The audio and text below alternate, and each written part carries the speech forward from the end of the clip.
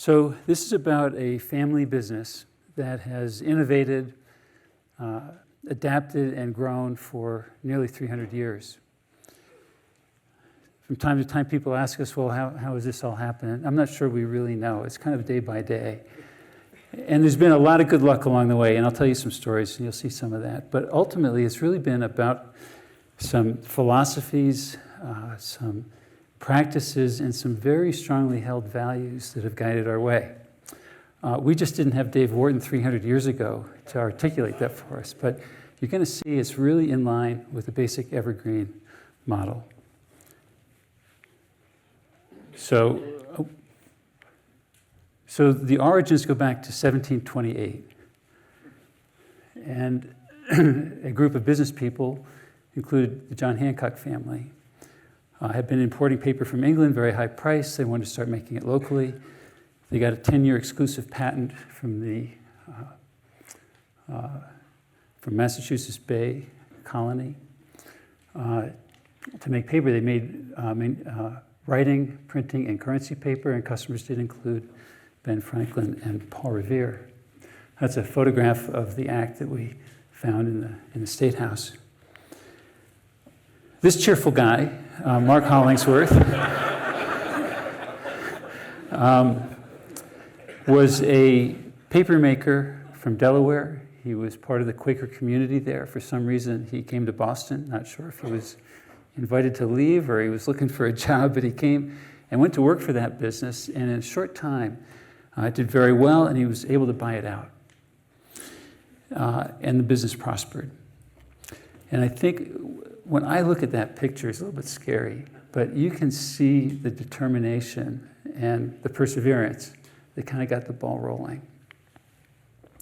A fun-filled evening in the Hollingsworth home. There's Mark sitting in the middle. His wife, who was also a Quaker, her name was Wait Still Unto the Lord. And they had 5 sons, 2 daughters, who survived into adulthood. 4 of the sons went into the paper business. In his 60s, Mark gave the mill to the oldest son, mortgaged his home. We still have the actual mortgage document. Bought the Revere Copper Works from the Paul Revere family and started another mill with his 2 younger sons, and they worked side by side with them for many years. And the business did okay, but then it really started to struggle. And in the 1830s, and there was an economic collapse in 1837, they ran out of money. And for years they had been buying sails from the port of Boston, and they would cut the rope trim off of the sails and take the cotton and they'd causticize it and treat it and make paper out of it. Well, they couldn't buy anymore. So they said, well, we have all these cuttings of the rope, let's try that. And they got the original patent on manila paper. And this is a photograph from the 1800s of a bunch of workers with bales of manila fiber. And luckily, later in the 1800s, when electrification came, it turned out by luck that manila paper was the material of choice for insulating those copper wires. And the business grew and kind of got onto a technical and industrial track, and that really sparked the long-term growth of H&V. Okay, H&V today, we're a leading global producer of filtration media and battery separator materials, 7th generation family company, about 2,200 employees, and over 125 shareholders. This is a photograph of one of our plants in Hawkinsville, Georgia. So you haven't heard, or not many people have heard of H&V, but we're really all around you. There's a good chance that the air we're breathing in this auditorium is filtered through filters that have H&V material in them.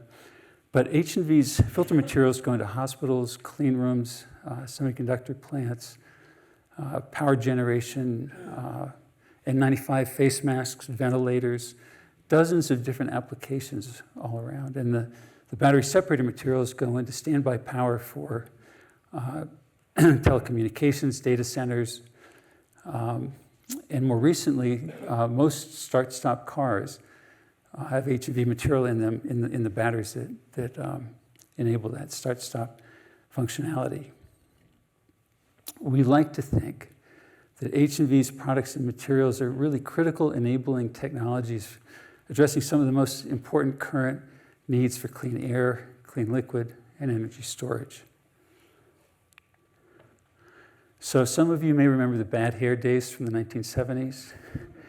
I was just one of 20 members of the sixth generation. I was looking for a job. My dad didn't work there. I kind of liked the business. I'd had a summer job. I worked in the plants, mostly on shift work, for about 5 years. I left to go to business school and then to do something very different. I worked for a while in the investment banking group at Lehman Brothers in New York.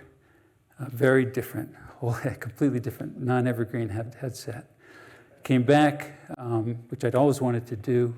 Worked in a bunch of different jobs, a lot of lateral moves, sales, marketing, manufacturing, international. Ran a division, was COO, became CEO.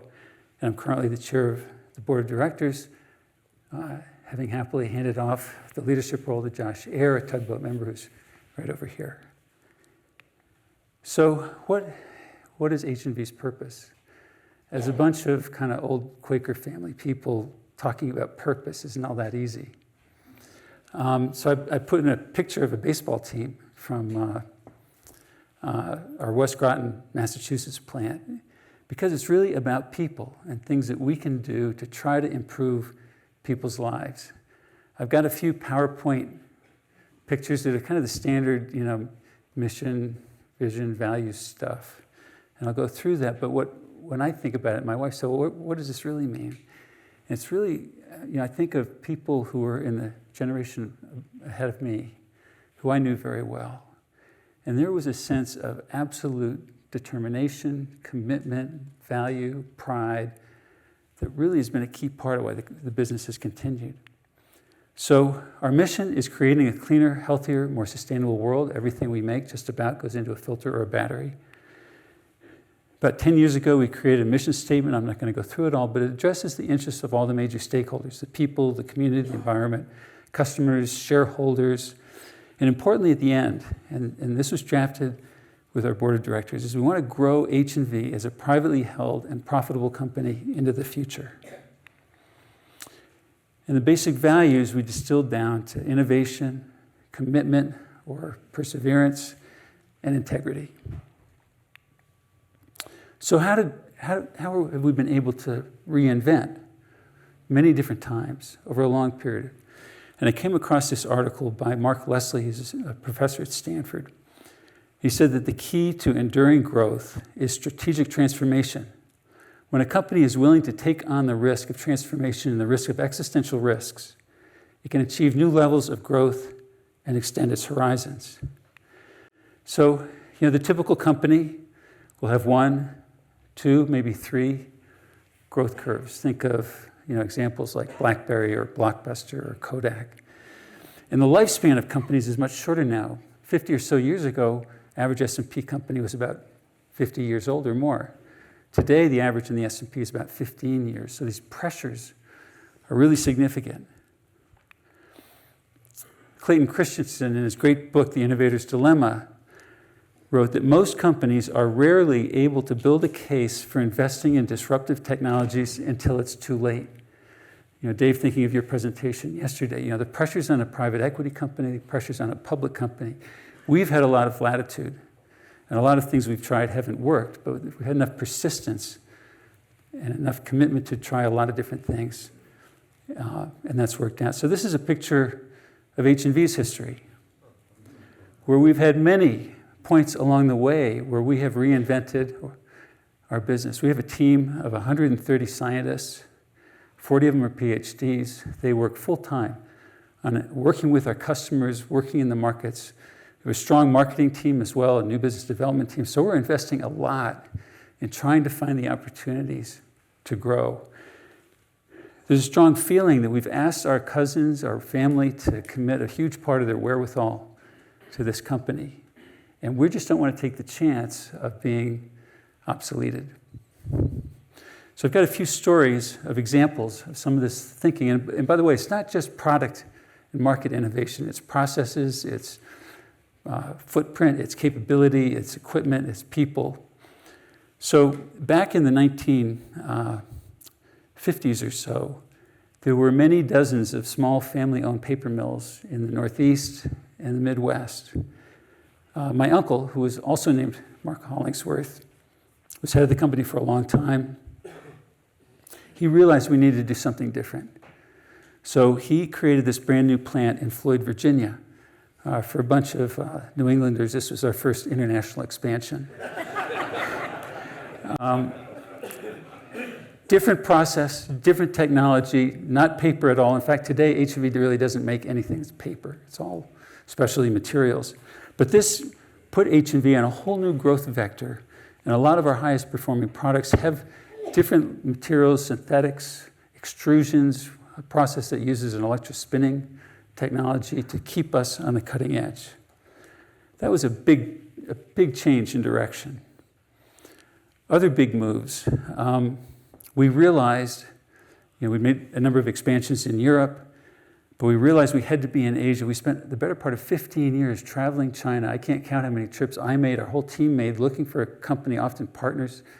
We didn't find one we thought would really fit our business, our values. We ended up with a greenfield in Suzhou, China. This has been a really great success for us. And a lot of long-term, a lot of 15-year employees have stuck with us. They feel that sense of the family business. More recently, we started a plant. We bought a company and invested in it in southern India, in Mysore, India. But these are the kinds of big, bold moves. We were the first Western company out of either the US or Europe to get an operating presence in these countries. And so we've been looking at the business really in a generational context, thinking, hey, if we want to be around for a really long time, we need to be active in these parts of the world. The next example is more of a product innovation. This is a nanowave filtration material. It's an advanced air filtration media. It's capable of removing viruses from the airstream. And it uses about 30% less energy than other materials, which is a big deal in the filtration industry, where most of the cost of filtration is actually the energy to pump the liquid or the air through the material. And this is a product we started on. We were in love with it 20 years ago. And we invested in it. Customers really weren't that interested. It was too different. But we had the staying power to stick with it and keep improving it. And our guys came up with new ideas. We developed a completely home-developed process to make it. And actually, in the last few years, as energy costs have gone up and concern about air quality has gone up, this business has started to really grow and prosper. But it would be really hard to do that, for a lot of companies. So our overall business approach, actually, I'm going to talk about this picture here. This is our second plant in Hawkinsville, Georgia, that was recently built, and it produces a microfiberglass material that goes into batteries for start-stop vehicles. H&V spent a huge amount of money supporting the growth of that industry. That product technology in that application plays a role in reducing carbon emissions that are in the scale of 10 to 12 million vehicles off the road per year. So that helps us fulfill our mission of delivering a cleaner world. So a great focus on innovation and technology, a willingness to obsolete current products, a very high reinvestment rate. I don't think there's been any new equity brought into the company in nearly 200 years.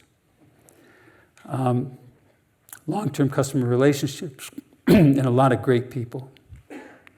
Kind of distilling this down, it's really about people again. And as we look to foster the culture and evolve going forward, we really want to make sure that we hang on to the core parts of that have gotten us here. A lot of it's about respect for our people and their well-being, their interests, but also a focus on performance, recognizing we've got to punch above our weight class often and compete with much larger companies on a global scale in some tough industries. This is a photograph of a team in our Suzhou, China plant after recently starting up a new production line. As I travel around, you spend time with them, people in India. It's really fun to see how this kind of old mindset, evident in the Generation 5 people that I grew up with, somewhat evident in that determined picture of Mark Hollingsworth. That's still alive and thriving now, and it has been transplanted into China, India, Germany, Mexico, other places. So with that, with the product capability, I'm very hopeful. I think we have a great chance maybe of keeping this going, maybe for another 100 years. We'll try. So I just want to, and these are some articles and a couple of books that I found really helpful to me, and so I thought I'd put them up there in case you found some value from that. There's the Mark Leslie article about the arc of company life.